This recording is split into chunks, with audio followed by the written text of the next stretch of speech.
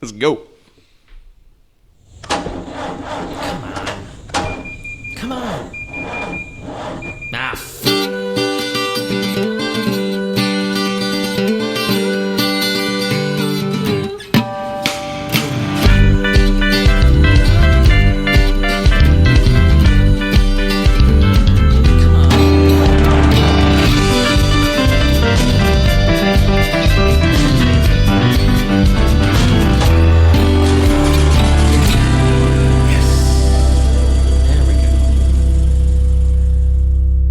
What is up, dudes and dudettes? Welcome back to the Check Engine Podcast. It's the only podcast produced by three two-time winners of IMSA's Spirit of the Race Award. We're streaming through Anchor.fm or anywhere else that streams interesting content that you want to hear. Working off of the blue microphone, my name is Nick. To my left, blessing the purple one, is Andrew. What's up? Oh, not much. It feels good to do two recordings in a row. It's been a while, I think. We're back into some sort of operating rhythm, kind of. And then off to my right, blessing the microphone that is as orange as his hair, is our friend Tristan. How you doing, man? Good. Oranger, actually, which is unique. That's true. It's more vibrant. Yeah, that's rare. Yeah. That's rare. So right off the top, last time before we signed off, I forgot to tell you guys about all of our social pages and forgot to ask you guys to subscribe. I forgot to ask you guys to write reviews. So I'm going to do that now just to get it out of the way so we don't forget. We're on Facebook at Check Engine Podcast, Twitter at Check Engine Pod, and the same with Instagram at Check Engine Pod. So find us on socials, write us a review, hit that subscribe button. We appreciate all of it. Thank you. Okay, next. Andrew, what's going on today? Well, last year I came in here with a strong take on SEMA, which was fuck SEMA. You love it so much. I hate it so much. SEMA. And, well, we're recording this the day after the very last day of SEMA 2019. Yep. So I thought we could just take a moment and see if I can keep up that same energy. See if SEMA kept the same energy year to year. If SEMA still pisses you off that much? Yeah. I feel like that it does. So I don't feel like your position's changed on it in 12 months. I mean, probably not. What I should have done, if I was smart, I should have gone back to that episode, look at all the stuff that we pointed out, and see if any of the companies who brought all of that stuff to SEMA last year did anything even remotely approximating producing anything they brought to that show. Oh, that's not what it's about.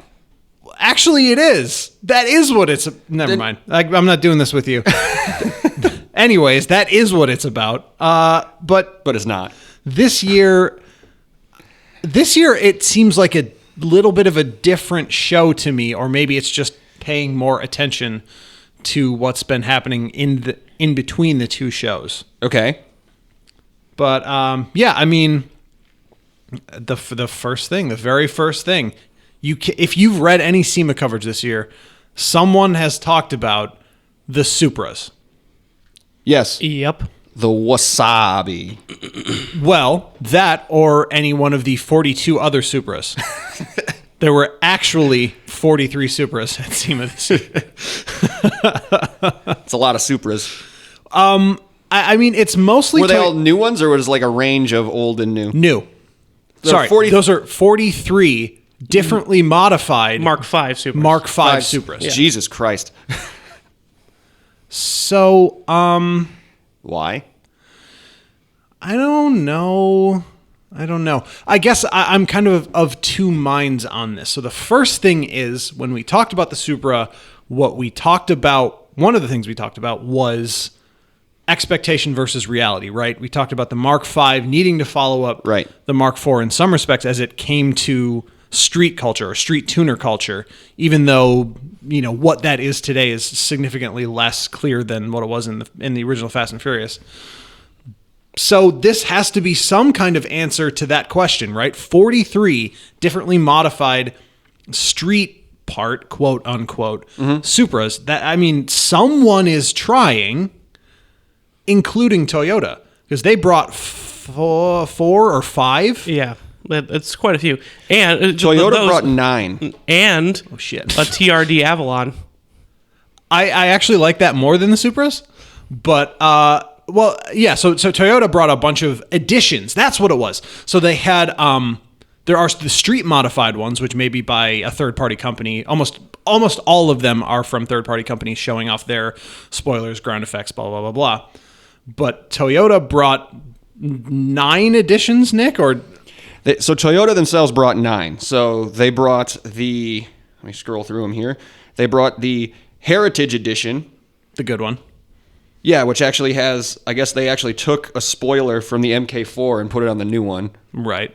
They brought the Gazoo Racing Supra GT4. So Which is also a pretty good one. I like the GT4. They brought the 3000 GT concept. But the GT4 is the actual race car. Right, yeah. yes. So that is the one that they plan to race in I 2020. don't actually count that one. Okay, well, then we'll Just move because- on. So they brought 8. So we move forward. There was the 3000 GT concept, Nah. which inspiration from the iconic 94 3000 GT Supra, which is only sold in Japan. Blah, blah, blah, blah, blah. I think that's one with the cool exhaust. Yeah. The Wasabi concept that I previously mentioned. Green.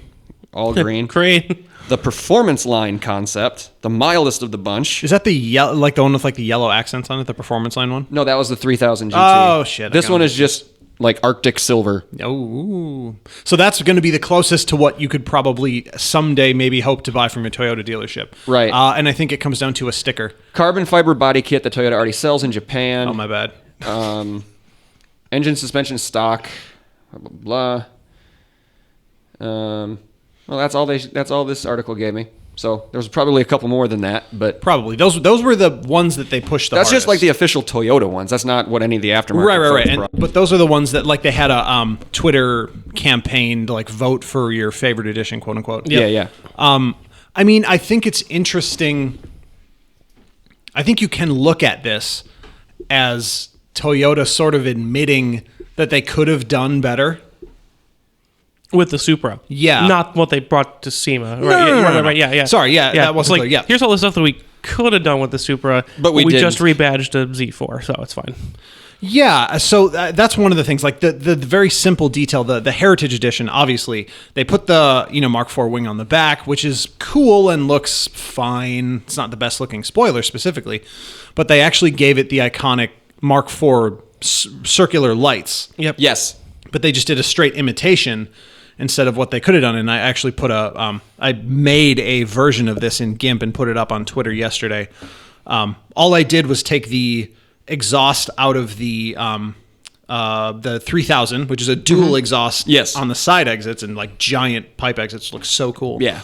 And then took the lights off the Heritage Edition and made all 4 of the circles red instead of having them in the traditional. The inside ones are white. There's two reds and then yellows on the corners for obviously reverse lights and blinkers.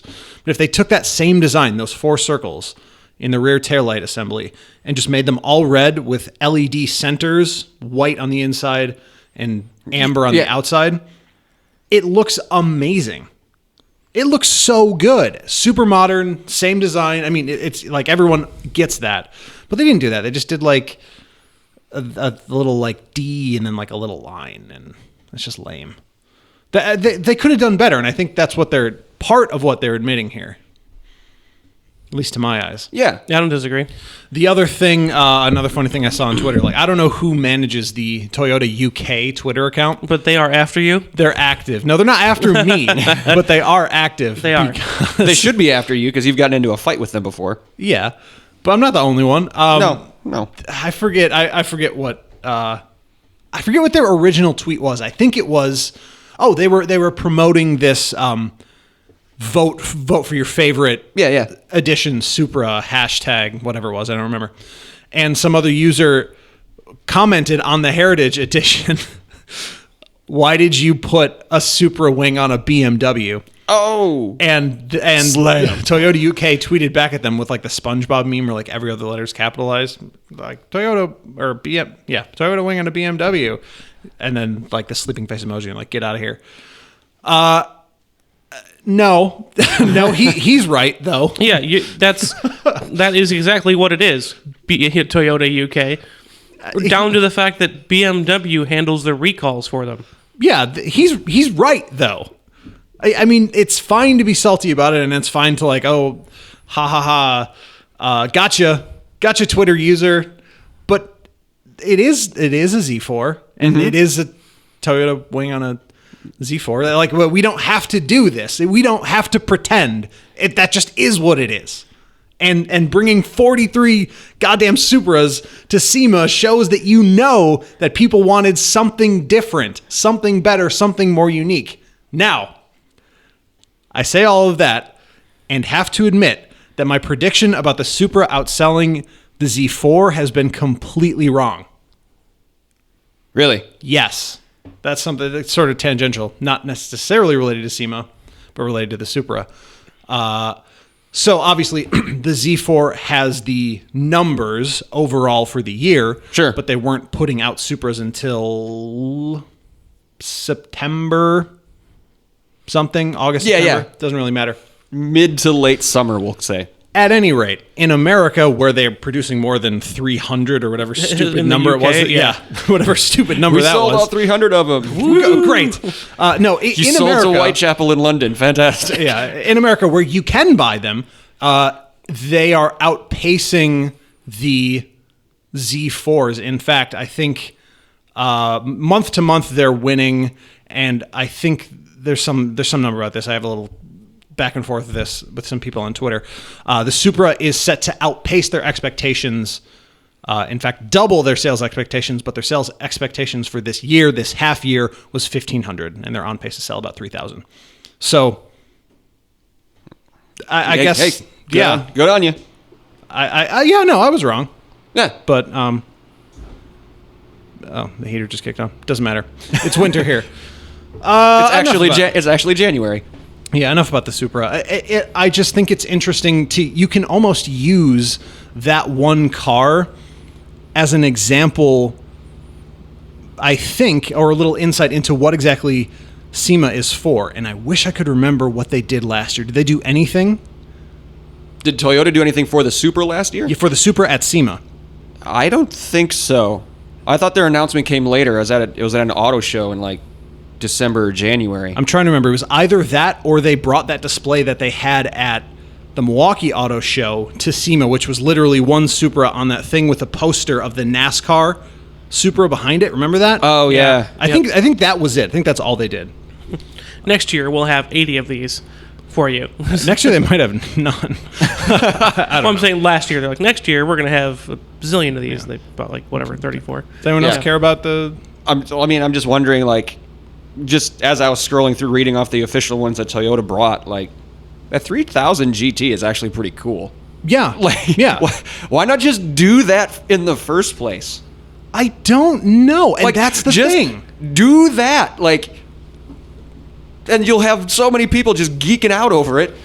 Yeah, it's like, I'm sure we'll see more of the other side of SEMA later where it's like, well, clearly those parts don't even all fit together. That's not going to be something you can produce. Yes.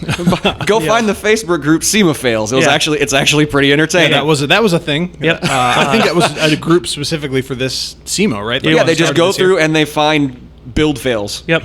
Like Now, you joint bolts not put in properly. Well, or, that's the thing. People were posting those pictures all over Twitter yesterday, and they're getting boosted a lot. And I was like, I don't know what's wrong with this. It's very uncomfortable. Everyone's like, ha ha ha. Imagine thinking, I'm like, all right, man. the one that I really did love was the bent drive shaft. Yeah, that was hysterical. It was- Okay, that was obvious. Bent to make it fit. Okay. Just leave it off like everybody else did. There are some that are super obvious. Yeah. But I'm not a car parts guy, especially Yeah. visually. Right. Like, if I can understand if it's explained to me, but Yeah. I mean, well, I'm not going to say none. Very few of those cars were actually, they're literally just meant to sit in a booth and go in a trailer. Like, right. A lot of them were just talking with people from my employer who went out there because our company had a booth there for the first time. They came back and they said, yeah, half of them were actually just shells. Like Yeah. it was just a body. There was nothing even under the hood, you know? So, Yeah. I mean, I guess just to finish with the Supra, what kind of makes me mad is that, and again, I did already say this, I think, but I'm just restating it. The fact that all of these special editions that Toyota brought Like, the tweak was paint. The tweak was different exhaust exits. The tweak was taillights. I feel like that's enough evidence to prove, at the very least, that something in the agreement between BMW and Toyota specified very little deviation from the core of the Z4. I mean, the fact that these tiny little changes are being promoted as the coolest thing yet to happen to the Supra. Right. There's something else. It's not enough. You're not doing enough. Exactly. Do more. Exactly. Just do more right away, and you won't need 43 different additions. That's the thing. And they could have had it all. Just those little changes could have gone into the core model of the Supra, and you'd have a car that's significantly more awesome without ever touching the engine or the suspension. Right. Visual changes, all the difference in the world. They couldn't bring green paint. They need an addition for green paint. Stop. Knock it off. Knock it off. Yeah, they make a lot of green paint. You don't need. There shouldn't be anything extra on No, that. that's everywhere. You just go into your Sherwin-Williams, man. There's green paint everywhere. You can buy that. Yeah, how about that? Mako will paint your car green for you. That's Or right. that, yeah. We're not sponsored by Mako, but get at us, Mako. All right. All right, Enough let's of move that on. idiocy. Let's move on to another one. Let's just talk about what I think is the best story of SEMA. Yeah, please. All right. And that is the Quinton Brothers Dodge Challenger. Now, the car itself, it's a Quinton Brothers Auto and Performance is based out of Vermont, and they made a 1,000 horsepower Dodge Challenger. As you do. As you do, as everyone has done since that thing has been released. Like, Yeah. that part isn't special at all. What happened was, though, their truck and trailer was stolen before the show, and this Challenger was inside the trailer. They tracked the assailant down, and when the trooper tried to block the Challenger into a parking space, the guy just put it in reverse and slammed through the trooper's Ford Explorer and got out of there. So he smashed through a fence and drove a stolen Challenger across a nearby karting track during a karting event. So wait, they had him cornered in They had him cornered. He was in a parking stall, and the guy just like outside SEMA or something? wherever they tracked him down via video surveillance. It doesn't say where they actually caught the guy. Oh, gotcha. Or tried to catch the guy, but he was in a parking stall. They parked him in like perpendicularly, and he just went. Well, he had 1,000 horsepower in his Challenger, so he just backed up right through the Explorer and kept going. Then he drove onto a go-kart track during a karting event. Did he complete a lap? It does not say. And was he the fastest time? You know what? I would say he probably. I would say probably not. It's hard to hustle something like that around a track that small, Especially kart tracks, super tight turns. Super tight. Eventually, the guy ditched the car, and he was later arrested. So they got him. Justice was served. So they just kept they had no choice. They just displayed the car with all the damage on it. You see, they still got they had a little bit of fun with it. They put police tape, police line do not cross across the car. I just think the car itself isn't that special. The story behind it is wild. How it got onto the showroom floor. Yeah, no kidding. I think What was he looking to do? yeah, I mean, well, probably To steal it. Well, yeah, but he got what he wanted. He wanted to steal He it. got and attention. then what? What's the end game there? To drive it. it. Yeah. Yeah. Complete success. The heist was a success. Well, I literally think that's what if you're out there to steal a car and drive it, I don't think he's gonna Joyride it. yeah, he's taking it for a ride. He's not gonna try to sell it. Where are you gonna sell a car like that? That's Right. not it. Right. I think it's just he knew he was probably going to end up arrested or at the very least ditching the car and running away because he's not going to be able to take it with him. Right. But sticking with the Mopar, Or no car. yeah, it's a Mopar theme that we had going for the last one here. Did you guys see the 1,500 plus crank horsepower Charger? No. No. It's got a wide body kit on it. Okay. And it is actually made by some local boys, Wisconsin-based Speedcore Performance Group. Oh yeah, the Speedcore Dodge Charger. I see it here. Yep. So basically, they took the donor car was actually one of the Pursuit Chargers because it has all-wheel drive, Oh, yeah. and they took a Demon engine and stripped the supercharger off of it and fit it with twin turbochargers Okay. and a specially devised transmission to handle 1,500 horsepower to the all-wheel drive system. Right. But yeah, wide body kit, big chunky tires, and all black. And the funniest thing about this is, like, we kind of joke about, oh, this is SEMA. None of these are ever going to be, made, by the manufacturer, and that's true. However, the other side of that is that you do see things that are made by these tuner groups. So, and like can be then repeated. And this is they just laid the blueprint for you. Yeah, and this is actually and they'll do it over and over and over again. And so this is actually something that was requested by a person who had purchased something that they had at SEMA the year before. This guy bought their, tuned Demon from last year, and then said that his brother wanted a car, but his brother was, quote, more of a four-door guy. Yeah. Okay. For sure. I thought that was amusing. I can relate. So they said, okay, well, let's make a charger for him. And they had to find all the right ways to do it. It's harder than just bolting a bunch of power into a Demon. Right. But totally. I thought that was kind of a funny story. It's like, I liked mine so much, I'm going to buy one for my brother. Also, show it at SEMA for me. Right. But that was, nice little...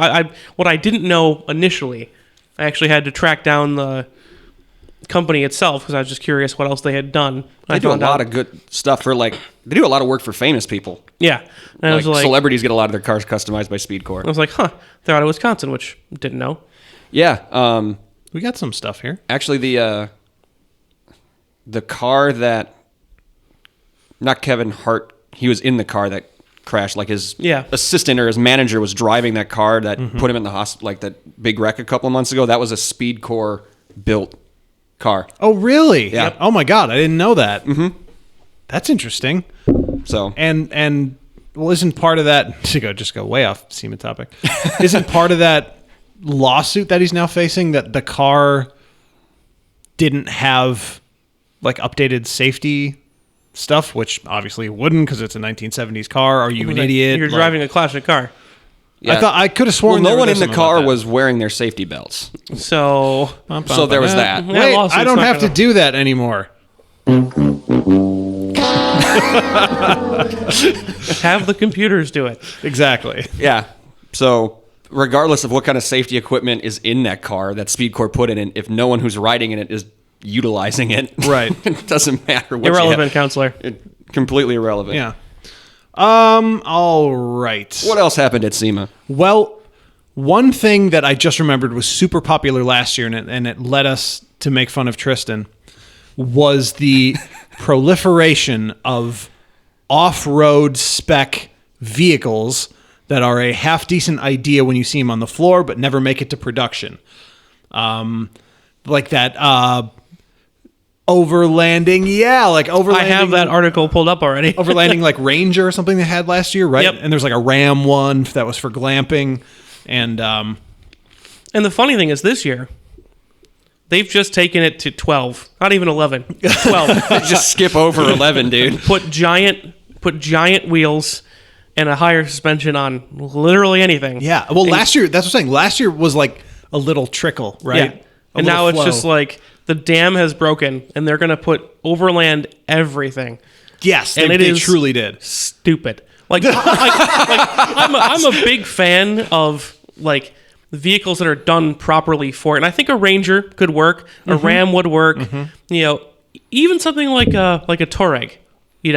Okay. There's at least the basis there that okay, cool. Right. But Crosstrek. But Veloster? Okay.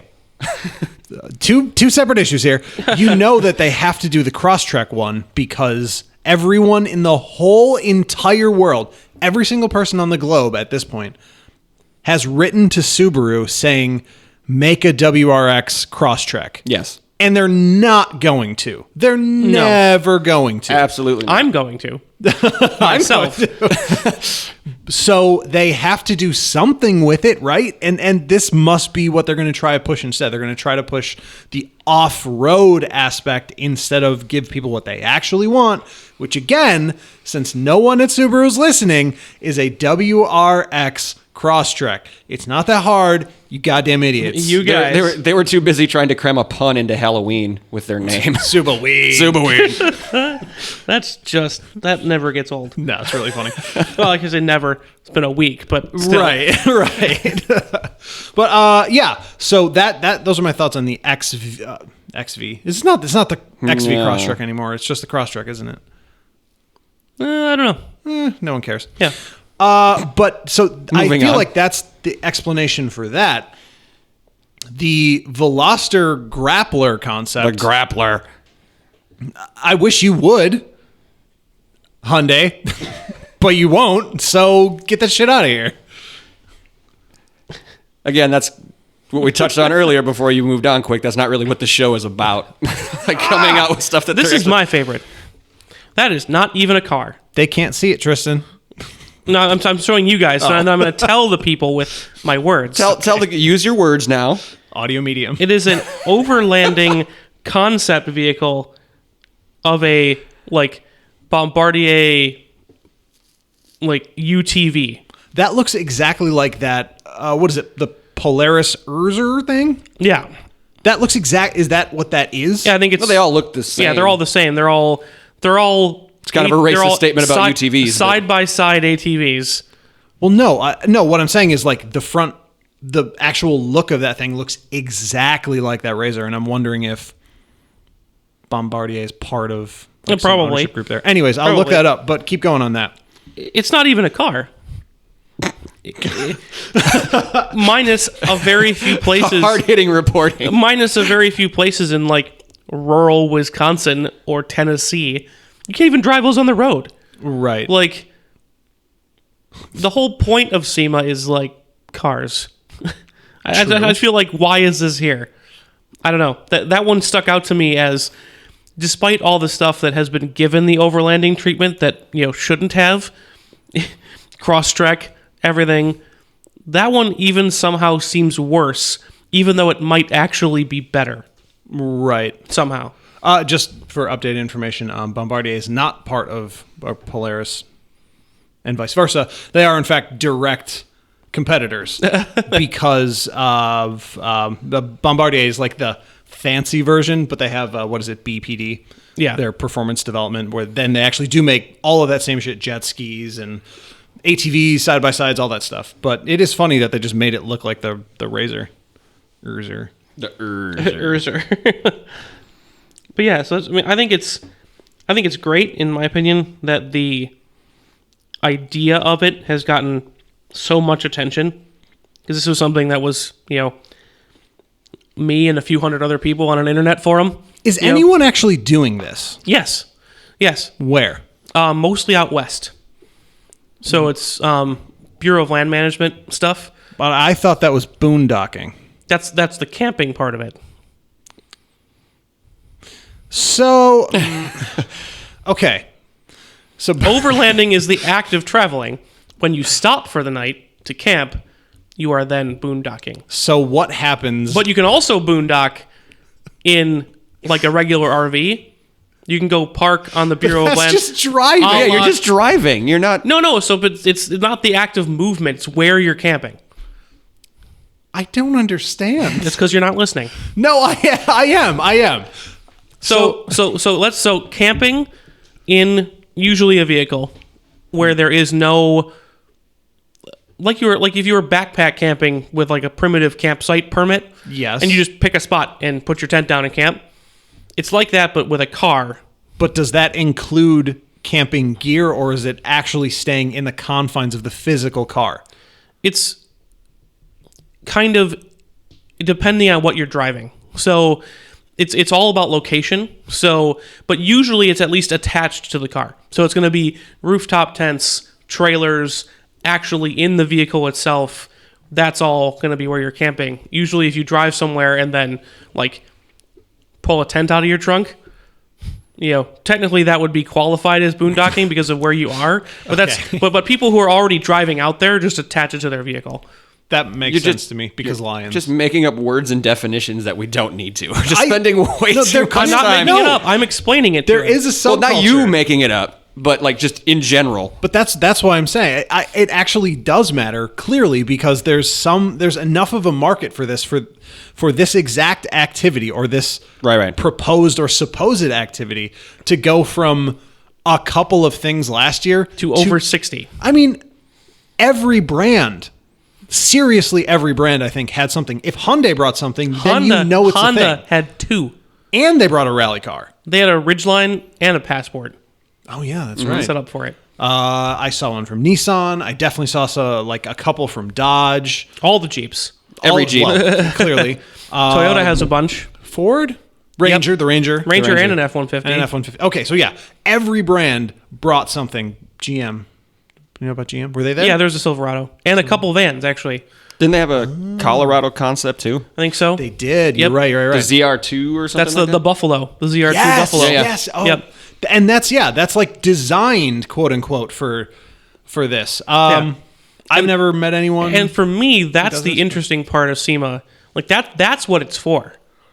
Is not even necessarily the manufacturer. Like usually the manufacturers team with a whole subset of their own accessories that they do actually make available to you when you buy the vehicle.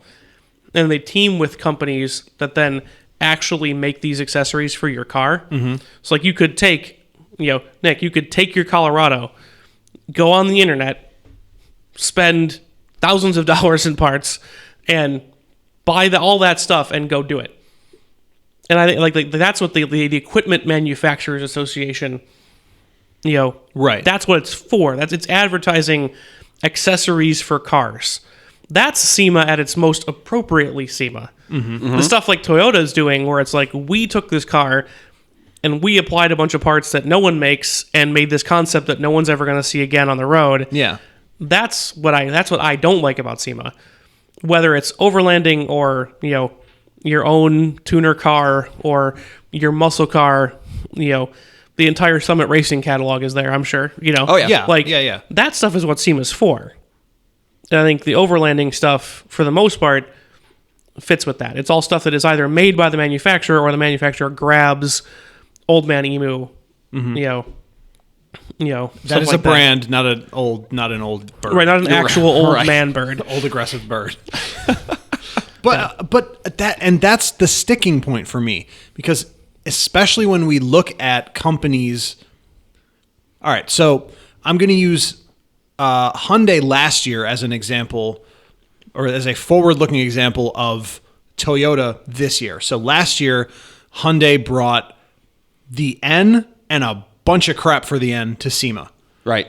Including the race car, including all this stuff. The prototype for the TCA TCA R-Spec was there as well. Yes. All of that stuff made it into production. Maybe, let me not say all. A lot of the stuff that was there made it into production. You can do things like buy the carbon fiber end spoiler for your R-Spec. You can do that stuff now, although not everywhere and not at every dealership. They also actually did make the TCA R-Spec, and there's actually a really cool BHA, Brian Herta Autosport, has a very cool series that they're doing on how they literally bought their R-Spec and then tested all of the parts to make the race car. Yeah. It's pretty interesting stuff. Yeah. So anyways, while that's on a small scale and no one really, there's not necessarily like a rabid Hyundai tuning community in the same way there is for stuff like Honda, they actually followed through.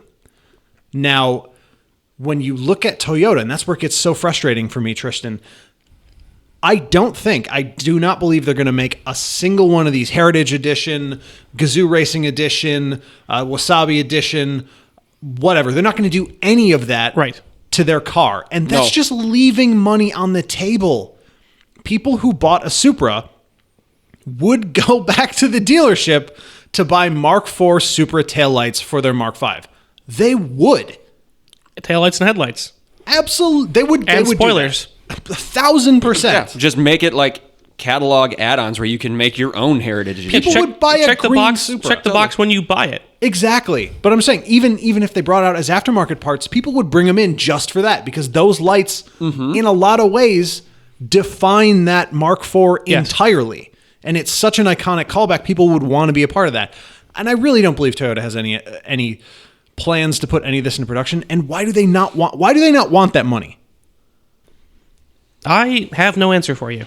Well, I don't have an answer for it either. It's so mystifying. However, changing gears, last year there was speaking of SEMA trends that started as a trickle and have emerged as a gushing roar.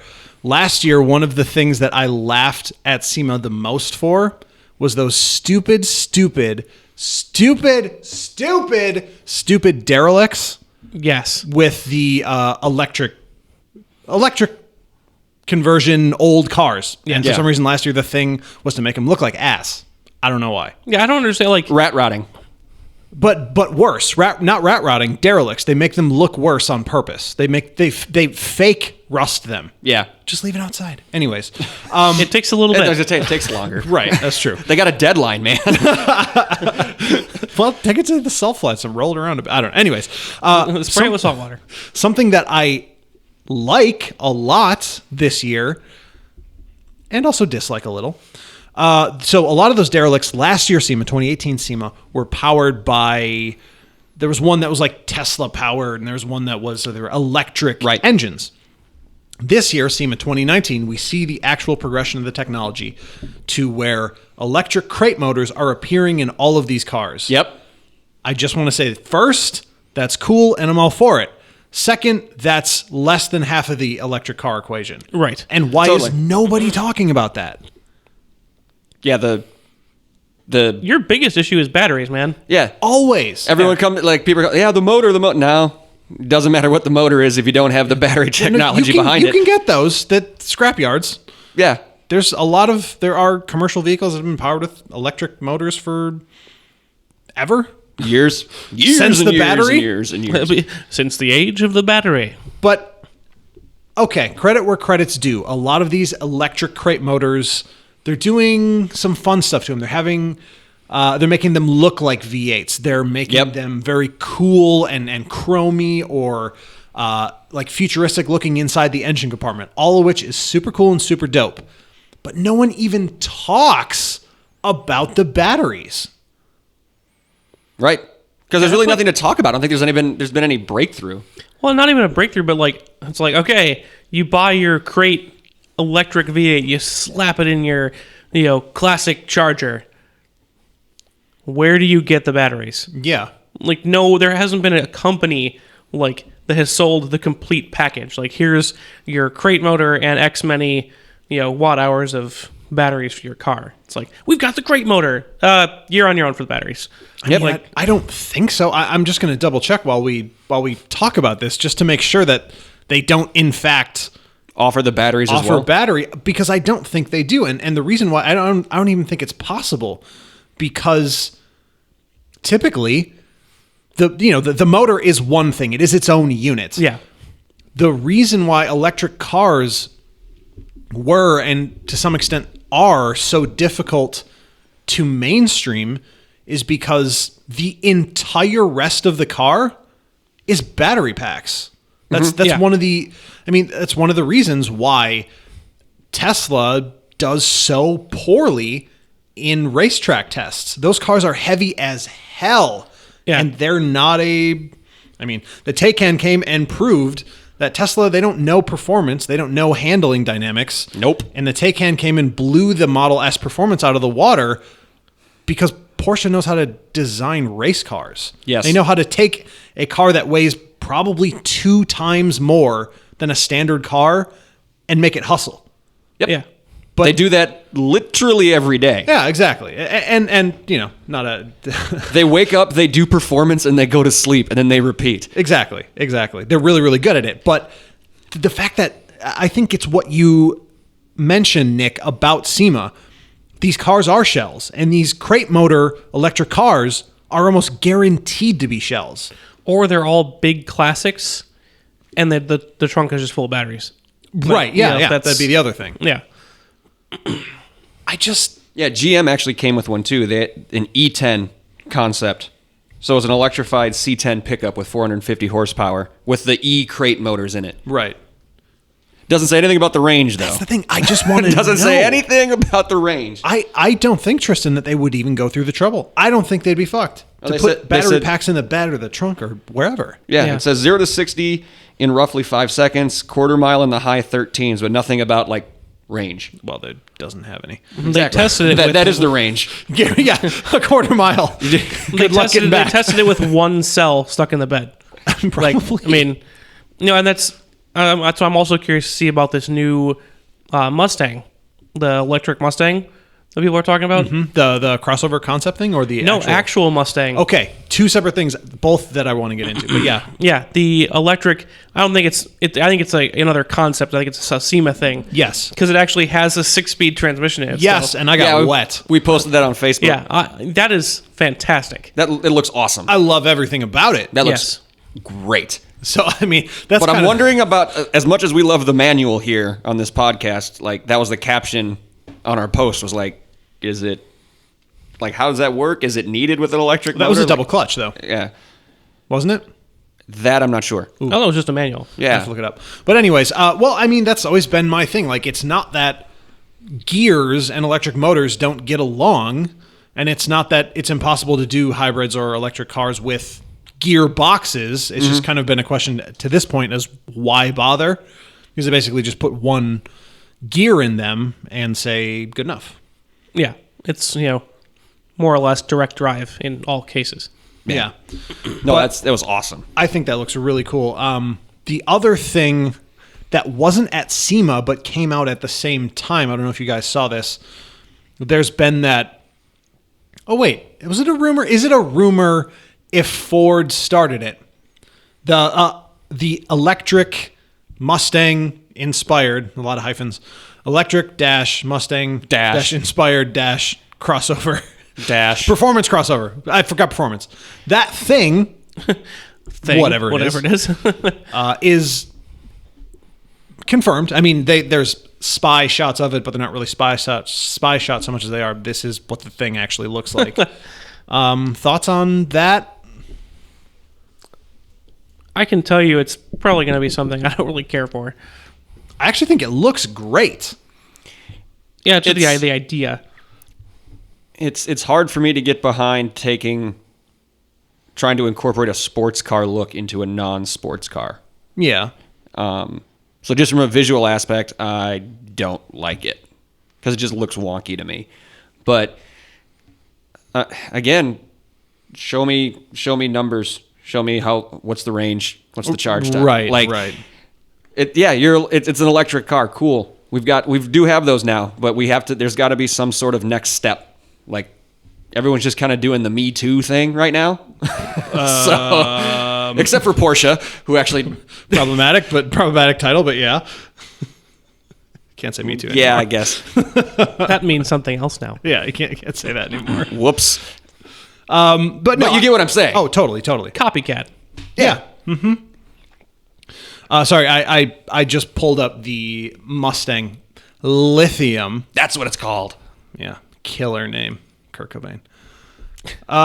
So let's R.I.P. in see peace. here. We have a Mustang with 900 horsepower and 1,000 pounds-feet with a 6-speed manual. And it weighs about the same as a GT500, even though it's chock full of batteries. So like 4,000 pounds. Which is heavy. It is heavy. It's quite heavy. Various driving modes. It does not have fast charging. I mean, theoretically, the way they've written this up, this is not a shell. This is an actual car. Yeah, this Right, car yep. can actually do things. And it's a Getrag manual. It doesn't say that much about it, which is super disappointing because I want to know more. And I think as a test mule, because I don't know if there's an electric car on the market that actually uses any sort of... There might be 2-speed electric cars, possibly. Forward and reverse. Yeah, but there might be one that has 2 forward gears. I know. I don't know of any. All the ones that I know are just Yeah, there might direct just be drive. one. Anyways, I think it's an interesting theory. I don't necessarily know the purpose of a multi-speed electric car. I think it might be the same as gas. I could get almost everywhere I need to go except starting the car. The first 10 miles an hour, I can get in third gear. Yes. It goes 15 to 70 miles an hour. Mm-hmm. But efficiency. Efficiency and wear and tear are terrible. Well, yeah. So if you think about, like, okay, if we can, ramp the electric motor and then on the highway have it spinning significantly less fast and have your foot way further up on the pedal, Yeah. you're going to go way farther. think Then you just would the harder you push the pedal, the more electricity is going to it, the faster you go. Yeah. You can go faster while actually using less electricity. That would be my thought. Wouldn't it be something if, after all this time, we just come full ass circle around to where electric cars with 1 gear look like horseless carriages with 1 gear? Wouldn't that just be a hell of a thing? Like, you don't need it, No. but I think it has some advantages. I'm interested to find out. Curious to see. I really don't know. Anyways, as a proof of concept for something that I like in a shiftable gearbox and something I'm interested in, which would be, it is weird to me, though, that they did this Mustang concept, all this work, and they didn't put a DCT in it. Does Ford even have one? Ooh, I mean, what's in the GT? I think just automatic. Oh, shit. No, I'm going to have to look that up. Does Ford have a D? They have to. If they're racing, the GT, that can't just be a Oh yeah, but maybe that one does. Ford GT transmission. Yeah, I mean, even if they do, it's going to be only available in the GT. And I get, like, okay, this is a concept car, but I feel like it's a concept car with at least a stab at reality. It's going to make the car $20,000 more. Put in the GT transmission in it, Yeah. Why does this say 6-speed manual? That can't be right. That cannot be right. Where are you pulling the information from? Wikipedia? You heard of that? Guys, that's Wikipedia for all you playing that the was game. Sorry, that was the original last one. generation. The last generation. Okay. Well, Andrew's looking. Yeah, please. Anyway. Someone do something. Take a side note, Nick. Yes. This Pen out. is just a question for you. Oh. Looking at what you've heard about it so far, do you think that Ford v Ferrari can be a racing movie that Nick enjoys? By the way, it is Speaking of the Ford GT. it is a 7-speed Getrag DCT. You should have used that, you idiots. And case closed. Next topic. I don't know, because I pick apart any racing movie. Like, I don't just go to enjoy a story. I think it's going to be one of his least favorite of all time, if I'm honest. Genuinely. He's going to be so mad about how unrealistic the driving is. Guaranteed. That's what I'm thinking about. Like, I don't anticipate my having, life is great. Because I don't have to be saddled with any of this. I can go and really enjoy a movie. I don't think I'm going to have a problem with the acting or the storyline. Like, Christian Bale is an incredible actor. I've enjoyed him in everything I've seen him in. Like, True. But once they actually get in cars and try to show like moving race scenes, my brain is just going to go haywire. He's definitely going to be mad about I'm it. going to short circuit. I want to film a reaction video of him watching the movie, but I'll probably get in copyright trouble for having a camera in the theater. Well, we can just Just have a camera on me. Don't show the movie. we could just wait until it Mount comes out. a GoPro, like like they did like for Survivor, like on the helmet right in front of you. See, it's clear it's only looking at Nick. But no. Genuinely, so this movie came out. Wait, It's coming out. It's coming out next week. Yeah. Comes out next week. That deadline's too tight. I thought it was already out. I was going to say, if it was already out, it's not going to last long in theaters. They're going to push to have the DVD out before Black Friday, but no. We could ask Marcus For a private screening? and be like, hey, we're obviously not going to record the movie. We're here for a podcast. We want to film this guy's reaction to the movie, not the movie itself. I actually don't hate that What do you idea. think? Is it? At the very least, well, I mean, obviously you guys really want to see it. I could give a shit. But I mean, really want to see it. I'll probably He's watch worried it. you don't. No, I don't do movies. I'm not going to the theater for that. What? That's something I can easily... There's nothing about the spectacle of this movie that makes me need to go see it in a theater. No, I'm not challenging you on it. I just laughed at your statement. Yeah. That's all. I don't do movies. That's Netflixable. Anyways. Next topic. Yeah. But no, Nick, you're really going to hate that movie, and you're going to be super, super mad about it. But I'm going to go see it probably opening weekend. Prediction. Will you come and do a review on the podcast afterwards? Yeah, hell yeah. All right, nice. Nick's car movie reviews. We have to get a sound for that. Yeah. Yeah, definitely. Just taking a peek around at the other stuff that we talked about we might have missed. All right, Hyundai brought a Kona off-road concept. What did Nissan do besides I just saw here a Titan XD dually? They brought a Frontier Desert Runner. Bunch of goddamn tryhards over there. So Nissan, this is actually what we talked about right before we turned the mics on when I said, holy shit, they haven't updated the Frontier in 16 years. Oh, I do see a picture of that. Yeah. So it looks like the same thing that's been around for the last 16 years, but it looks like it's like a core desert Baja 1000 truck. Yeah. All right. 600 horsepower, 5.8 liter V8. Okay. But yeah, it's like a dull gray with like old gold rims, but it's jacked up. What's the does it say how much is lifted here? 3 inches. That seems way more than 3 inches. Yeah, it's way more than 3 I don't know. inches, I'm but- guessing not looking at it. Here, guess looking at it. 6? 8? Especially not the back. Yeah, it's squatting. The problem is it's actually not. So it's not lifted that far. It's just the It's, cut up? No, it's actually the wheels are set out so that they can put the suspension that has long travel. When that wheel is all the way at the top of its suspension travel, it'll be over the wheel arch. That's hilarious. Yeah. That's a desert racing.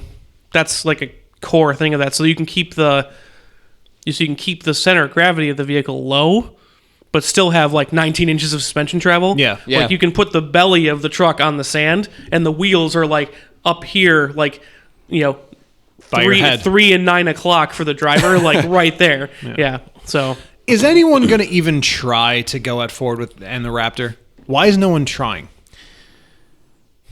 I think That's a really good question. some don't know. people are trying to get people who want that, but don't know they actually want something else.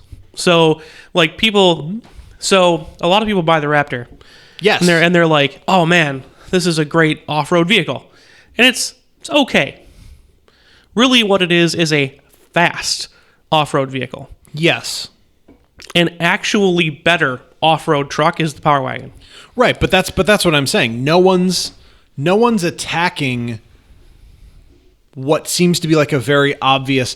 To me, Ford has a very obvious strategy. We're going to take these vehicles, these trucks and SUVs that we make, and we will make them do fast. Right. They will do fast. They're not great. Now, this is not to say that every average consumer, truck consumer, if you gave them a Raptor, would do everything that they could possibly ever need to do with that Raptor. It has a high enough towing capacity. It has a high enough load capacity. None of you are special. None of you use the trucks for anything close to what they would actually need to be used for. So the Power Wagon's going with a different approach. They're not facing Ford. They're just saying, okay, that's all great, but real man's TM buy this cuz torques. Well, torque and like actual off-road equipment. So Right. electronically disconnecting sway bars, various crazy differentials, built-in winches. And you're like, it comes from the factory with a damn winch on it. Like, so like they're going for off-roading in the more Overland. low pace. Low pace. Why? Don't bring it up. Like what people do up north here, not what people go to the racetrack in Crandon to do up north here. Like, it's like you take your Raptor and you run it around a dirt track. Like you don't climb it over a log. Right. Although you could, I'm sure. You could. It's got skid plates. I think. You could slide it over a log. Right. Yeah. Still made it. Okay, so there's that. And so we have the Power Wagon and we have the Raptor. GM, as far as I can tell, is advertising Tailgates. Yeah, they're doing tailgates, so that's good. They do have that Colorado version. Yeah, but that's not in the same class. Yeah, it's a... Right, so that's why I'm saying they have a... The ZR2 Colorado is supposed to be that little mini version. Chosen to fight in a different class with like the Ranger Raptor. Do they even make a Z70 or a Z whatever truck anymore? Z71? Silverado? I think so. It doesn't do anything. All right, so they're not even trying. Are they trying with anything other than the Corvette right now? Right now, they're trying to get people back to work. Okay. True. That's what I was going for hyperbole. You made it sad, but it's fine. That's what they're trying to do. It just seems so weird to me that no company, especially a company like Nissan, that literally cannot buy customers, wouldn't take something like this pre-runner concept and go, you know what? We're gonna try it. And put something on that. Wait, that's the smaller class too. It is. That would be with the Colorado and the Ranger Raptor. The Titan is their big Titan's guy. their big one. Yeah. And they're matching up more specifically with the Power Wagon. Oh damn. Yeah. My whole thing is ruined. Shit. TRD Pro Tundra. Your house of cards falls. Yeah, TRD that's Tundra. true. Yep. I'm just surprised that no one else is trying it, I guess. Because But even TRD Tundra isn't close. no. The TRD Pro. To a Raptor? It's got like custom Fox shocks, and That's a good point. the only thing actually. it doesn't have is the engine. It doesn't have an EcoBoost engine. It's just got a regular V6 in it, but like V6 or V8. But it's got more off-road teeth than the Raptor does. True. But it's got what's that, bespoke Fox shocks and all sorts of other stuff. But I think you run a spectrum from the Power Wagon to the TRD Pro Tundra to the Raptor. Yeah. It just seems like simply because out of all of those, I see way more Raptors. I see way more Raptors than I ever thought possible. Because people like fast. Right. That's why. So do you think that a company who would like to buy some customers would just make their trucks do a fast too? And then I made it do a fast. sales. All that somehow equals sales. What else did Nissan also bring? Some anemic 370Z. Kill that car if no one cares. After killing off the Juke, Nissan went ahead and made a Nissan Kicks street sport project. Stop it. You guys are really dumb for killing off the Juke, and you brought it back. So you know I was right. Yeah, so don't talk to me. What else? I'm actually finding much less to be mad about at this year's SEMA than last year's. It seems like they actually took it somewhat seriously. It feels like that to me. Like last year felt like it was full of ridiculous crap. Yeah. And I'm sure there's still a ton of that. Like, and I'm sure I'm going to alienate somebody, but hey, whatever. Can we just enough with the 4.5 mile high pickup trucks at SEMA? Nobody cares. Like 6 people care. Like they all came in their own lifted trucks. What are you talking about? Well, that's what I mean, though. There are people who are going to lift their trucks, know what suspension they're going to buy, and have already done it. Very true. You're not bringing anything new to this game. You're showing the same thing every year. Hey, remember me? I lifted the truck you already have. You own one of these. Like the people who are going to look at them already own them. But okay, let me put it to you this way. Actually, I don't have. Yeah, you don't. That's why I made no this. response to That's that. why I made this face. I don't have anything for that. Although I guess you could ask the same question about like all the street tuner parts, because more or less the wing is the same. You know what I mean? At least the street tuners are almost constantly getting something new to play with. That's true. Like, okay, this year they brought a bunch of street tuner parts for the Supra. Cool, new, bring it. But how many F-150, 1500s, 2500, like, those have been more or less the same forever. That is true. I guess, I don't know. That didn't really appear on my radar as a thing that SEMA is stupid for doing, simply because I assume that those people have to... Are there off-roading shows in the same way that there are like street tuner? I mean, when you go to car shows, right, there's always those booths for tuning companies. Yeah. But they're not... Are there overlanding meetups, Tristan? So, you go to these? I don't go to these, but however, here's my theory. It's in Moab every year. Right. I mean, that's my thing. Is here's my theory is that there are not shows, but there are things that people go do. And sometimes it's all at the same time. And usually it's by manufacturer. So it's like, here's Jeep's weekend in Moab. Here's, when everybody descends on, OBX stickers all over my Jeep, But it's all the Toyota people this week. Like, Is that really a thing? Like, here's a line of 17 FJ Cruisers going down, All right, Forerunners, yeah. Yeah, or Forerunners, but FJ Cruisers, or FJ, tacos. FJ Cruisers are surprisingly competent off-road, apparently. But it's like, here's a line of 17 FJ Cruisers all going down into this hole and back up again because they're all going together. Like, it's very clannish. Yes. Or it's entirely disparate. So like, wait, they're either all off-road parking together, like, through Moab, where it's like a space set aside for trucks to squash natural beauty in only one place. Right. Or yes. Or it's like, we can't have too many of you in one place. Go do your thing one at a time over 3 million hectares of, Bureau of Land Management land. And you're the only other one you can see. But in that same area that's bordered as one thing, there's like 200 other people. It's just so big you can't see them. So, all right. Then is what we're seeing here the sea change where finally marketing has caught up to culture? So is this the turnaround where we will suddenly start to see car show style meetups for people with trucks and SUVs? Is this becoming a thing because the market dictated it? Like, there's, the whole was these people who were doing Moab, who were doing OBX for dozens of years at this point, in their little clans. Are we seeing the manufacturers catching up to what people are doing? I think they're at least beginning to realize that, like, people are doing this to their vehicles, and some manufacturers are very aware. Toyota especially. Jeep. Toyota and Jeep. Toyota, Jeep. All like, over they it. know this, but like, But does knowing it justify actually offering it as an option from a dealer, or are you just going to let the aftermarket go? Right, and that's where they have to weigh their balance, and especially on like crossovers and stuff. Yeah.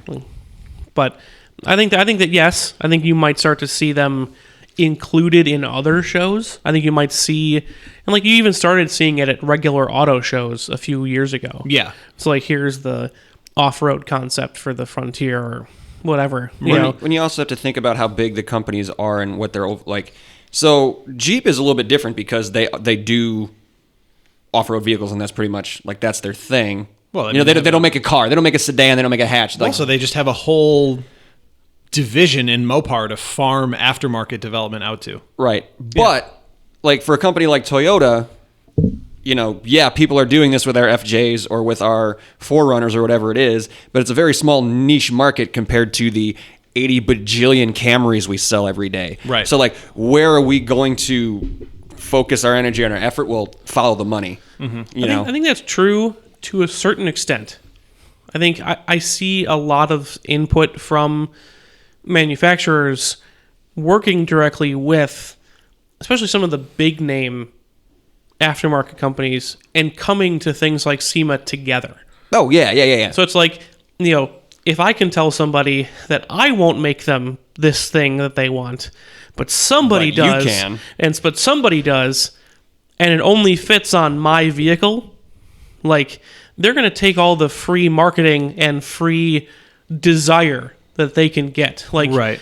if somebody wants, a vehicle that fits a, snorkel, ARB front bumper, air lockers, bunch of other stuff that like all these big companies make, you're thinking like that's basically Toyota.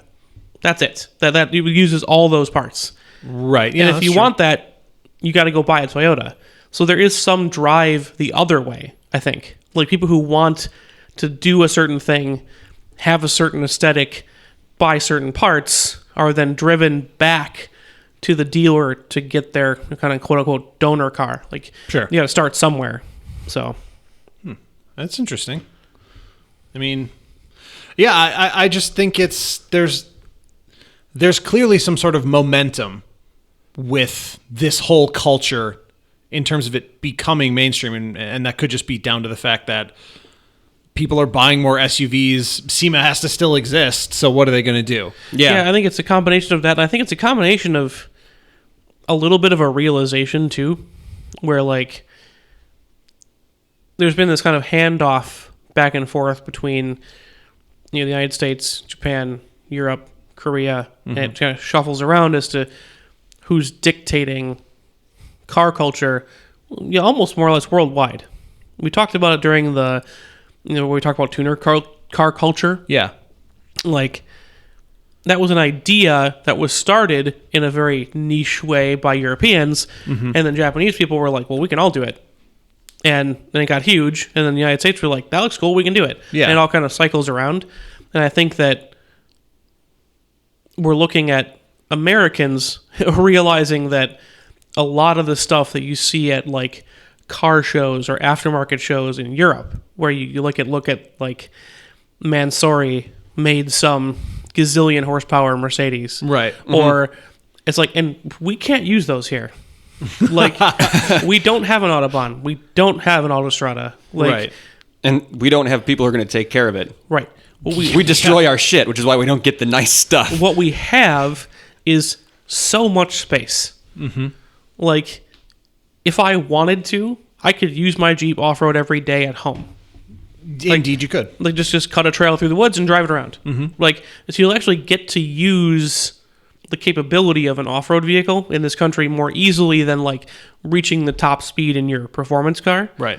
So I think people might be latching onto that as a customization with, even if it's still a fantasy, the at least just out of reach fantasy of, I'm going to go off-roading with this thing versus I'm going to take this thing 200 miles an hour and get arrested and go to jail and never drive it again. True. Plus, you are going to have to park in the grass when you go to the farmer's market. Yes, So- which, no lie, it was a choice between my car and Jessica's car when we went to Elegant Farmer, and neither of them would have been able to find a parking spot because all the open parking spots had like giant lumps and rocks in the middle that neither of our cars would have gone over.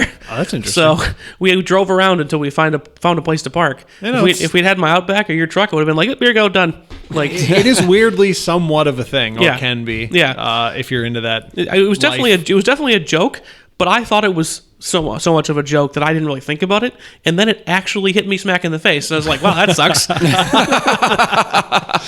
Well, you should get a lift kit for your Rex. I'm going to. What?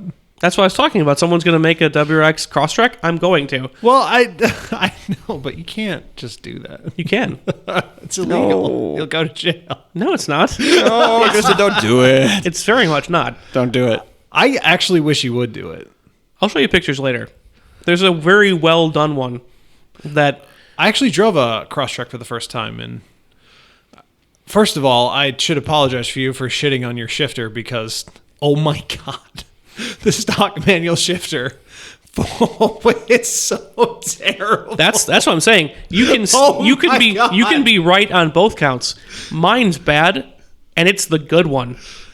I couldn't find the lower gears; they were so far away. They were in the back seat. Yeah, the shift throw was more than my forearm. Like just Yes, actually, Yeah. it's frightening. It felt like, increasing the power on a boat. Going to hyperspeed on the Falcon. Yes. Way up here and then Pull it all the way back. Yep. Yeah. So no WRX action at SEMA at all, in fact. I didn't find anything Yeah, I didn't see anything either from them. that was at least that made the news. Maybe Yeah. somebody put a body kit on one, but again, like that's what we were kind of talking about with tuner culture. Yeah. The WRX has been around for a while. That's not new. No one's going to write that about that, you know? Good point. So, Ooh, however, hot rumors. yes. Hot sexy Rex rumors. Did you hear that supposedly the next WRX the new STI, which has not yet been announced, question mark, No, has not. may end up being a team up with Toyota. Oh, I Yes. did hear this. I did hear that as well. Just a rumor from some it's a Japanese based quote unquote insider Yeah. website who's been right about these kind of things before. Well, I mean, they've already teamed up for the 86 and Yes. BRZ. So the theory project, so is that they have the familiarity with one another. the theory is that it would be a shared platform that could connect to the Yaris rally car and also something called, and I quote, the Super AWD. Super all-wheel drive. Super. Super all-wheel drive. I mean, is that interesting? It sounded interesting in my head. Now when I said it, I don't actually think it's that interesting. Nah. I think it's a thing. What kind of a thing? It's just a thing. It's a car thing. Something to know about later. It's just stuff. It could be interesting. So, like, if would it just happens. be used for a Yaris and Toyotas then? Because Subaru's already obviously got the WRX, and that's like they've got their Halo car. Is it like Toyota gonna be like a souped up Camry, or like how is it? Gotta assume they would do something. How are they gonna badge it? Right? It's got if they did it with the BRZ and with Subaru already, they've done it with I'd the be Supra curious and to see if BMW they- right now. Like, how are they gonna badge that car? I'd be curious to see if they even brought in a little bit of co-marketing, because the initials WRX are not inherent to Subaru. It just stands for World Rallycross. I mean, I'm sure it's a mark at this point if it's the name of the car now. Right. It's a World Rallycross though. Also uses it. Mm-hmm. So you could reintegrate the existing WRX into the Impreza line and call it the Impreza WRX again, like it used to be. But they just did all that work to spin it off. Well, I think they didn't though. I think they just didn't want to update the platform. They updated the Impreza platform, and we're like, God, it's gonna be a lot of work to make a new WRX. We gotta wait a little bit, because it was like 2015 is when they split. Yeah. So like they For needed this new gen. they needed a few years of continuing the WRX on the old platform to get it ready. I wouldn't be surprised if because forever it's been the Impreza WRX. Yes. And make it, send it back to the Impreza WRX and then kind of co-brand it as the Yaris WRX. I don't know that they would do that. What I think they would do. All right. So over at Toyota, the Avalon and the Camry are now off the table. There are TRD versions of both of those cars. The Corolla. Exactly. The Corolla. Now, I can see them. Actually, can't see them. I wish that I could see them bringing out a, let's call it detuned, TRD all-wheel drive Corolla. They have a nice car in the Corolla. It's, in my opinion, I think it looks great. I love the fact that it's manual with rev match. I love all of that. Toyota build quality, blah, blah, blah, blah, blah. That car is boring as shit, and no one is buying it because of all of they tried to pack excitement into it and didn't bother to work on the engine or the suspension. So what if detuned Subaru engine, 230 horsepower, even 200 horsepower in that car would be something, even if it's just Toyota's engine with a little performance boost and a Subaru developed or based all-wheel drive system. I wish they would. They won't. They won't. They won't. They won't. It probably will just end up being for the stupid Yaris rally car. No one even likes the Yaris. Yeah. So we're pontificating here, and we're just going to end up disappointed in Toyota as we usually do As always. when the announcement's finally made. So one last thing I want to talk about, because we need to make sure that everyone knows this, since we're in the off season of racing currently, more or less. Sure. We just need everybody to know that for next year, there is no more IndyCar. It's just Penske car. A Penske car now. Penske car. Yeah, there is no more Indianapolis 500. The Penske 500. Yep. There is no more Indianapolis Raceway. It is Penske Raceway. And there is no more IndyCar. There is only Penske. Talk about a monopoly, huh? Dude. So, Then we just buy the entire heart of the sport. Okay, thanks, bye. yeah, but here's the thing. Think about their last year. Indy 500 champ. Series champ. Series champ, sorry. Penske Car Championship. The Penske 500 Championship. IMSA champion. Supercar champion. NASCAR still going, right? They've got 2 races left, and I believe one of their drivers is still eligible for in the playoff tier system. Logano, the defending NASCAR champion, by the way, is still in the hunt again this year. As far as I know, we'll see what happens after this weekend. But right. So he's had a banner fucking year. Still that. We're not done. Got the Presidential Medal of Freedom. Bought the Penske Motor Speedway, Penske Car, and what's IMSP? Productions. For the love of God. The media company. It's Penske Media as well. Penske Media. Indy is no more. Penske is forever, and Penske is your new god. Actually, what this made me think was, remember all those years ago in the collapse when Penske was the lead buyer for Saturn? And it fell through like the day before they were supposed to sign the papers. How happy are they that they didn't goddamn buy Saturn? Yeah, right? Well, the thing about this is this whole purchase came together in 6 weeks. Like, how? So the Holman George family, which owns all the assets to IndyCar and the Speedway and all that kind of stuff, they just, we took it as far as we can go. As we think we can take it, we want to sell the assets. And then they got together as their board. It was just a family dinner. And unanimously said the best person to run this would be Roger Penske. So they approached him at the IndyCar season finale. Hey, you want to buy a race series? No, seriously. Seriously, Tony George walked up to Roger Penske on the grid at Laguna Seca in mid-September and said, we need to sit down and talk about something. And that's what it was about. And in 6 weeks, they ended up lining everything up to... I think the purchase is official in January. It's like when it's actually done. But they got enough of it taken care of in 6 weeks where they could actually make an announcement, like an official announcement. It's crazy. Like the Holman George family just wants out. Oh, man. That's crazy. I guess the way I pictured it in my head is that perhaps after Indy 500, maybe after the season, Roger Penske walks into the head office, goes up to the CEO, whoever it was, Tony, what was his name? Well, Tony George is the chairman of... The CEO of IndyCar is Mark Miles, so reports up to Tony George. Tony George. Goes up to Tony's office. Listen. He says, Tony, I want you to take a look out your window. There's a boxcar full of rubies. He says, leave the keys on the desk. Rubies. How'd you settle on rubies? I don't know. That would look cool. That would look super impressive. Would look neat. I just can't believe. Yeah, I can't believe it. That was a bombshell, and none of the.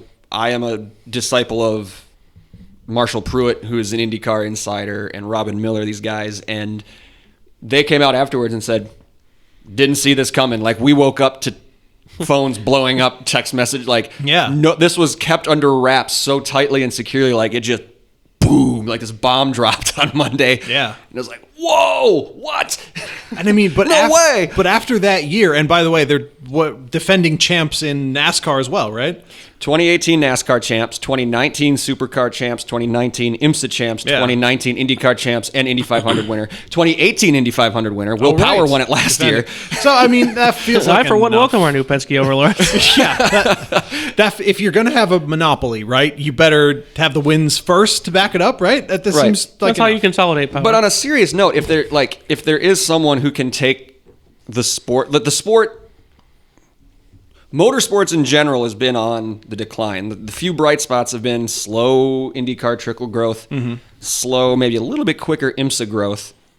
Everything else is kind of struggling. If there's anybody who's going to take that next step, look how successful he's been in every single aspect of the businesses that he's tried. And also just making All the contacts that he's made with Fortune 500 companies for B2B partnerships, like the sway the name Penske has, like in that industry, everybody is just honestly over the moon about it. They're like, this is the greatest thing that could have happened. Yeah, and making the drivers a part of it as well. Like, it's not just like the brand, right? No one. The interesting thing to me is since that Penske buying Saturn rumor, I personally no longer think of moving trucks when I think of Penske.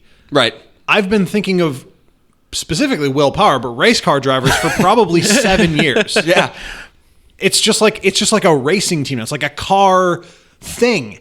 So I mean, this Yeah, but makes all the sense he's in the got world. moving trucks. He bought Detroit Diesel. His son Jay runs like a Penske media thing that they own Rolling Stone magazine. Oh, Jesus. And like they own a lot of shit. Like they have a very diversified business portfolio. Wow, that's moves. Yeah. Whew. So he owns the world, Yeah. basically. I had one other thing. I wanted to get it in, kind of tuck it in when we were talking about some of the other Hyundai stuff. Mm-hmm. But just from like the best thing I saw at SEMA, did you see the Veloster N performance concept? I did. Of course I did. Wow. The R-type killer. Wow. I'm not even scared to say it anymore. Wow. It looks so cool. Like I'm not yet sold on the spoiler off the back. I get that.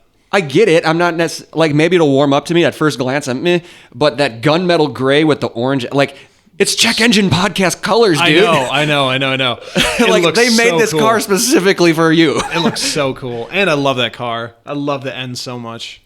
Well, and they boosted the performance on it. Like they made the chassis more rigid, it's more carbon fiber, it's less weight. They got extreme racing coilover suspension, H&R coil springs. God, that thing's got to feel like a fucking boxcar. Second boxcar reference, but no, I mean that car in The Sport orange Plus accents in rides the hard now. interior. Oh yeah, I love it. That car is a hard gotta tell ride you. now. I mean, Very, very responsive. the positive spin.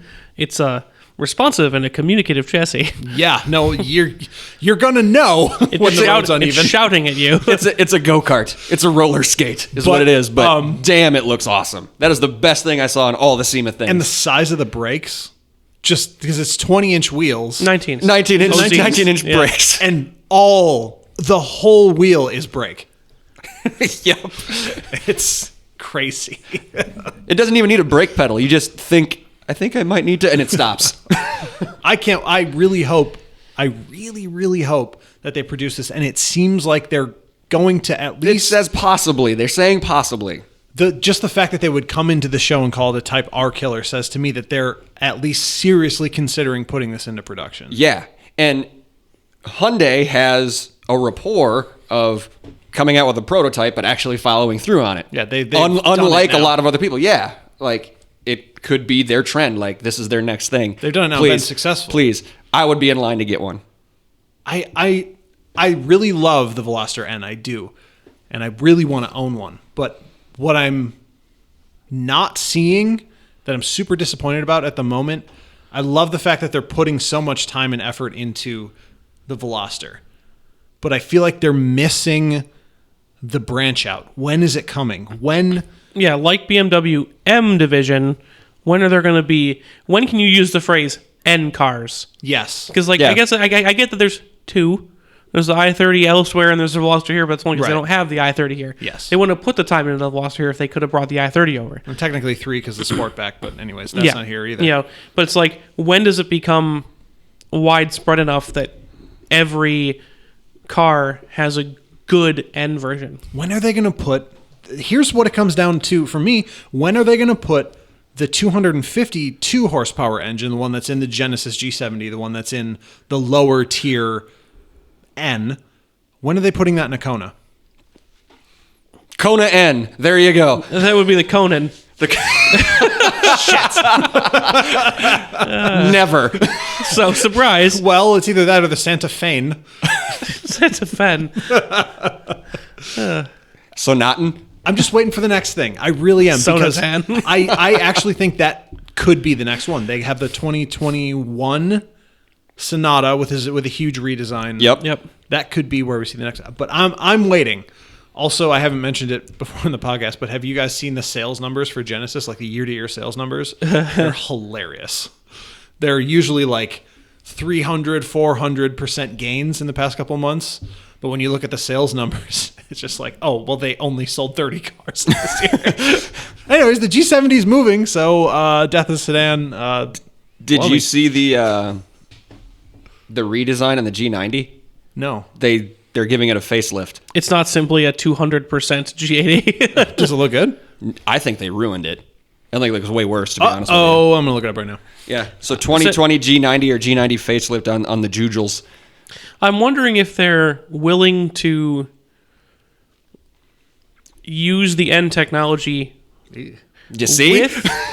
with the N name for Genesis. I don't know. Last Because I'd love to see, like... Why did they make a fucking Lincoln? God. I'd love to see a G70 with, like, with a lip spoiler, gray, with the edge of the lip spoiler in N blue. Yes. Like, yeah, 100%. Something like that, where it's like, this is the hardcore version of the G70. I totally agree. Even if it's... And I really think that may be the branch off currently. What they have in the N division is a really, really high quality 4-cylinder engine. The 3.3 twin turbo V6 is a good engine that Hyundai's had around for a while, but I don't think they've put the development, the performance development into that engine at all.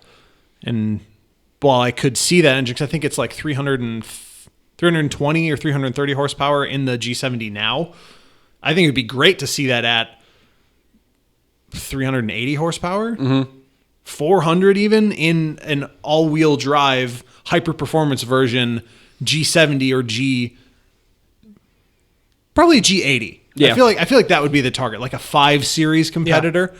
I think that'd be great, but I just don't know if I feel like that's way further down the line than something like the Kona N, which is what they need to do. Yeah, no, that's not a, like, which is first. I'm wondering if that's more about, would they be willing to actually use the N name across multiple nameplates? I hope so. Or no, multiple marks. Like, yeah. You've got, like, you know, Audi doesn't. Like Quattro GmbH technically doesn't really work on GTIs, GLIs. Like, true. You know, it's not the same thing. So I'd be curious if they'd be saying, okay, everything that Hyundai makes, even though it's not branded a Hyundai, gets the N badge. Yeah, you know? yeah. But I'd love to see them just take a monster right hook, and even if they mess it and spin around and fall on their butt, I'd really love them to really take a swing at the M3. I would too. Yeah. I mean, from reviews, it seems like, and again, with Hyundai, because of the brand that they are, you have to consider price v performance. Yep. From what I've read in reviews, typically the whatever, I think it's like Sport or Premier trim G70 is ranked higher than like the standard 3 Series. Yeah. But when you're talking about the M division of BMW, that's what, I mean, it's almost unassailable. Right. That's why I want them to try. Yeah. If you're not already a German manufacturer who's been making a competitor to that car since it was around, it's so hard to even nudge in. Mm-hmm. Yeah. Just no one cares. And I don't even care if nobody buys it. Yeah. Well, they might. I was going to say, I'm pretty sure they do. I just want to see them try. I would love that too. So. Sweet. All right. Anything else, or we want to wrap it up? I don't think I really have anything else. I was just poking around for other stuff at SEMA, and I really don't care about most of the rest of it, because there is still, obviously, a lot of that in resto mod, blah, blah, blah, blah. Here's Jay Leno's Shelby Bronco. I don't care. Yeah. Whatever. The tank car. Yeah. Also, Car and Driver featured the Vibrant Performance titanium chair. Yeah, I saw that too. What? It's just a. There's an Adirondack chair made out of exhaust. Like car exhaust pipes. Hooray. Cool. That got a feature on Car and Driver. That's way better than the Lexus boat. All right. We're going to fight. You The didn't- Lexus boat is you better than didn't- an exhaust chair. You didn't hear the sarcasm? It's better. I know it's better. I I did not- said that, basically. I did not hear the I sarcasm said it's in that at all. way... That's sarcasm, my friend. I think you might like the exhaust chair. No. Who would want to sit on a metal chair? It's not hot. They're not running. Yeah, they're not. It's not running. He an says engine. after I didn't say who wants to sit on a hot chair. I thought maybe that was the holdup. No. It's because they're dirty. Exhaust pipes are dirty. They weren't. Well, maybe they were from cars. Well, It'd be cooler. they're if they car were. exhaust pipes. It doesn't say they were used car exhaust pipes. I know. Anyways, you're gonna get fingerprints on it. It's all gonna rust. Get us out of here, Nick. All right, folks. Thanks for sticking with us throughout this entire episode. We appreciate you listening, but we do not want you just to listen, okay? We want you to interact with us. We're still waiting on audience questions for an episode. Still haven't gotten any questions. Come on, folks. Ask us anything. Brutal. You can start by going to checkenginepodcast.com. We have an email address there. It is inbox@checkenginepodcast.com. The website there gives you links to blogs, links to past episodes, and it could also shoot you off to our social pages. We mentioned it earlier in the episode. Facebook at Check Engine Podcast. Andrew, what's the Twitter handle? At Check Engine Pod. Tristan, what's the Instagram handle? Also at Check Engine Pod. So go find us on the socials. What do you like? What do you not like? What episode ideas do you have? What do you want to hear us talk about? Also, if you're so inclined, we do have support pages for financial support to help this little podcast out. We have one right on our anchor.fm/Check Engine Podcast page. There's a little button there that says support. Or we also have a Patreon page, patreon.com/Check Engine Podcast. Thank you in advance. As I mentioned earlier, reviews are awesome. We need reviews. Take a second to hit that subscribe button so you'll know the next time we come out with something new. And you guys got any thank yous before we wrap this up? I want to thank us for making not one SEMA balls joke. Well, There it goes. And it was. We almost made it through the whole episode. I'd like to thank something entirely non-car related. Sweet. I'd like to thank USB-C Okay. because I'm really tired of flipping my USB cable 6 times. Same. And the time has come, people, for USB-C. Stop it with the USB-A. Repent. Yeah. The end is nigh for you, regular USB. And thank you for making my life easier, making my devices charge faster. It's great. Nick? I want to thank SEMA for giving us a full episode's worth of content. Mostly. So, and as always, thank you to the listeners who tune in. Even if we suck, you guys are always awesome. And for that reason, we cannot wait to talk to you again. So we'll talk again soon. Take care.